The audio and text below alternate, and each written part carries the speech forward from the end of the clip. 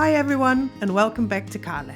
Today we're going to do some landscaping next to Carla and then we're going to finish what we started last time. So join us in another episode of getting Carla ready for new adventures.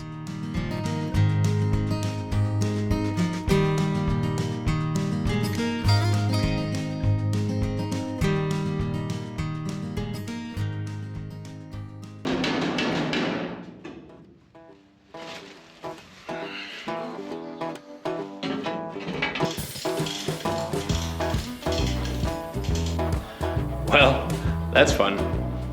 I love using my winches. It makes everything much easier. You can make anything go anywhere if you just have enough winches. Yeah, so now I'll take a permanent marker and I'll mark where I have to grind some more, take it away, grind some more, put it back in, and hopefully we'll make it fit. So that we can sometime tomorrow start welding it back in. Yeah, perfect.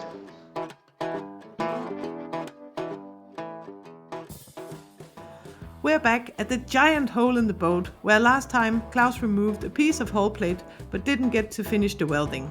So that's where we kick off today's video. If you like what you see, then don't forget to like the video and subscribe to the channel. And if you want to go a step further and get access to our videos ad-free 24 hours before they come out on YouTube, go and check out our Patreon page. You will find a link in the video description below.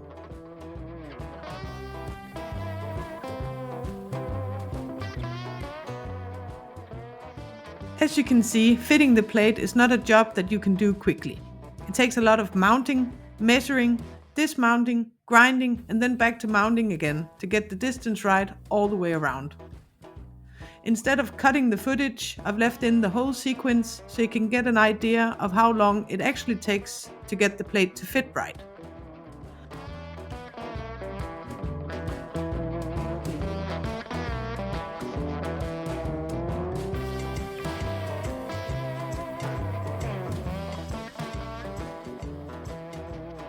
To get the best weld possible, he has to get an even 2mm gap all the way around. It's hard enough to get an even gap when welding one side, but when you have to fit 3 sides at once, it takes a lot longer. One thing we have learned is that it is very, very important to get a clean surface all the way around before you start welding. That includes not only the surface that you're going to weld on, but also the areas leading up to the weld. Because if you have paint, rust, oil or dirt and you start to heat it up when welding, it will mix into the weld and have the potential to ruin it. Therefore, we always clean the surface 1 centimeter to each side of the weld, front and back, like you see Claus doing in the video. Next up is getting the height adjusted so the 2 plates are flush. To do this, Claus uses a right angle, a screwdriver and a magnet. If you would like to see this in more detail, go back and take a look at where we changed the portholes in the aft. That's in parts 16 to 21.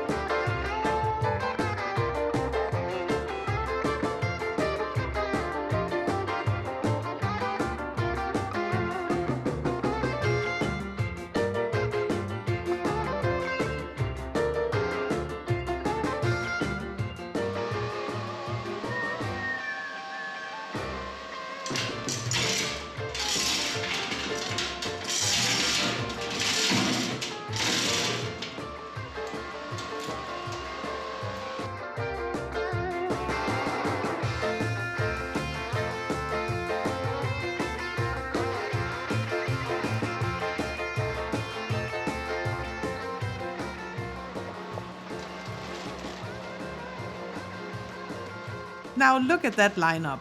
It's almost perfect. We only need a little bit of adjustment with a tiny hammer.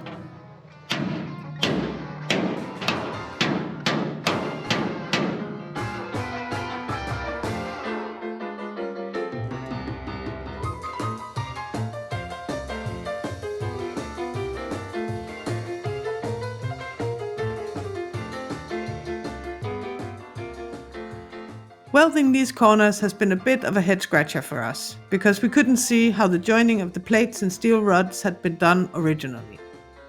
And to be honest, this was probably done with the boat turned upside down, because that's how it was built, so this leaves us having to reinvent the joints altogether.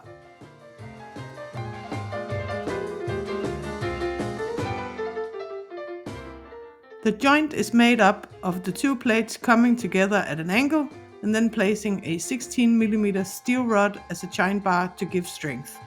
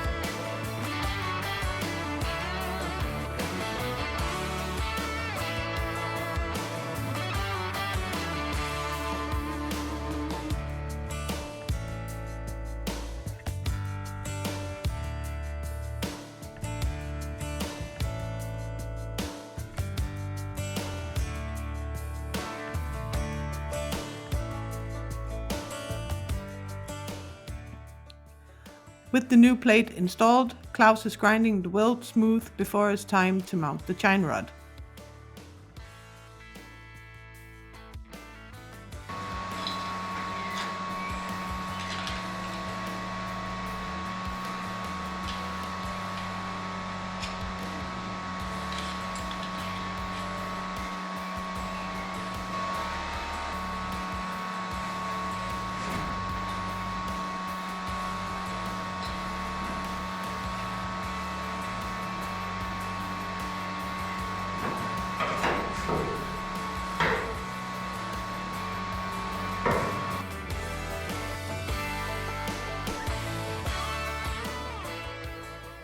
To get a good fit into the weld, Claus is flattening the rod on one side. He's also sharpening the ends so they fit into the holes left behind by the old chine rod in the frames. If we were making a brand new boat this way, we would of course install the chine rods in full length instead of splitting them up in between every frame like we are doing.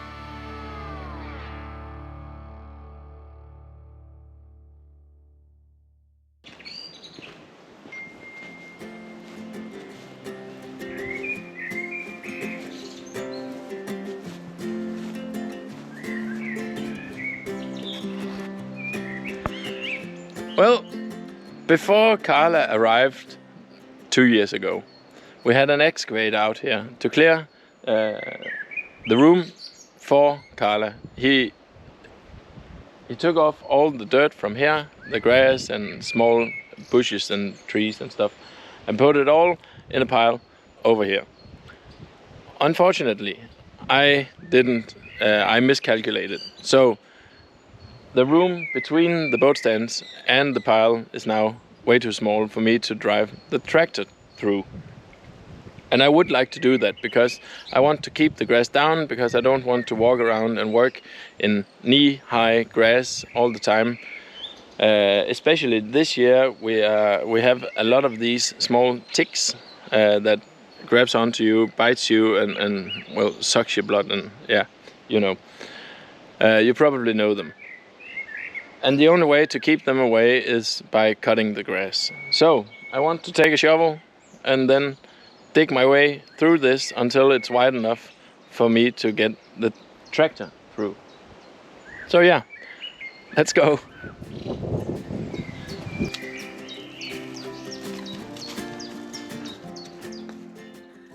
At some point when we're ready for Carla to get sandblasted, we'll have to expand the tent all the way to the ground, and for that we will need to have more space around the boat as well.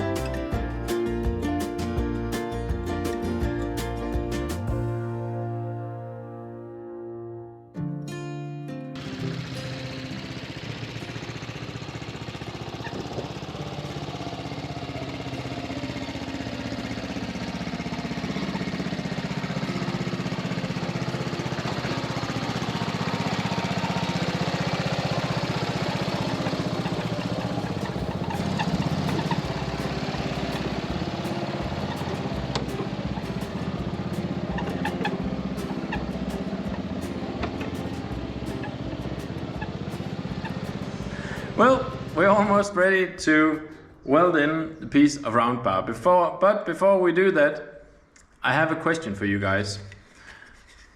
What way do you mount a grinding disc or a cutting disc in your grinder? Do you mount it with the riding towards the grinder, or do you mount it with the riding facing away from the grinder? I've always done it like this, the riding towards the grinder. I think that's because I've just continued what all the other discs are doing, but I've met a lot of people that's turning it the other way around.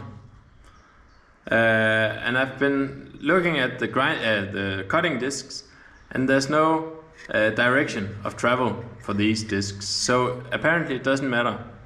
Some people just like to have the writing facing out so they can read it, and some people, do it like me. What do you think? Because I really want to know I've been talking to my colleagues and my dad and everything, all the people I know about this, and I can't seem to find a common answer or an answer for it. So if you have any knowledge of this, please write it in the comment section below.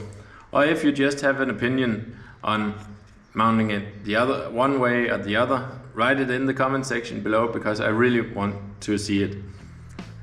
So yeah, back to the welding.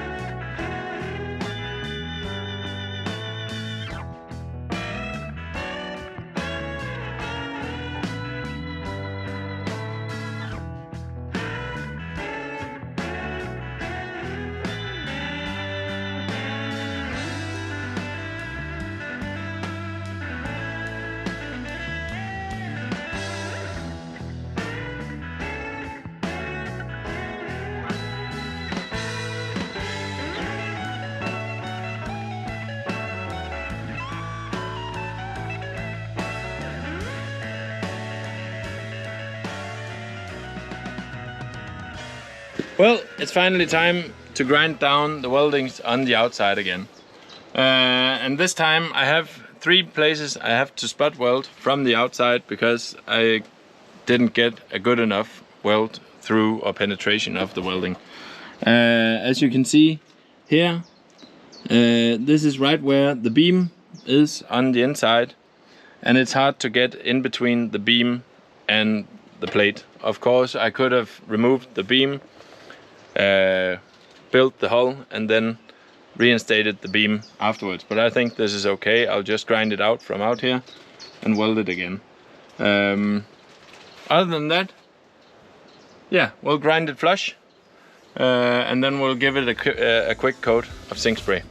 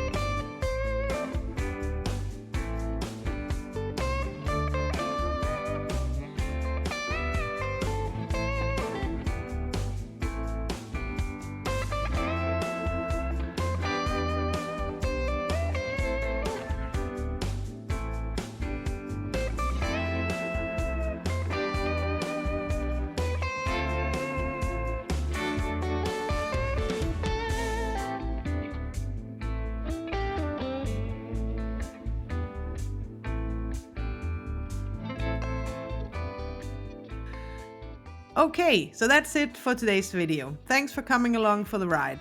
In the next episode, it's time to put the last plate in and finally close up the hull. Or so we thought.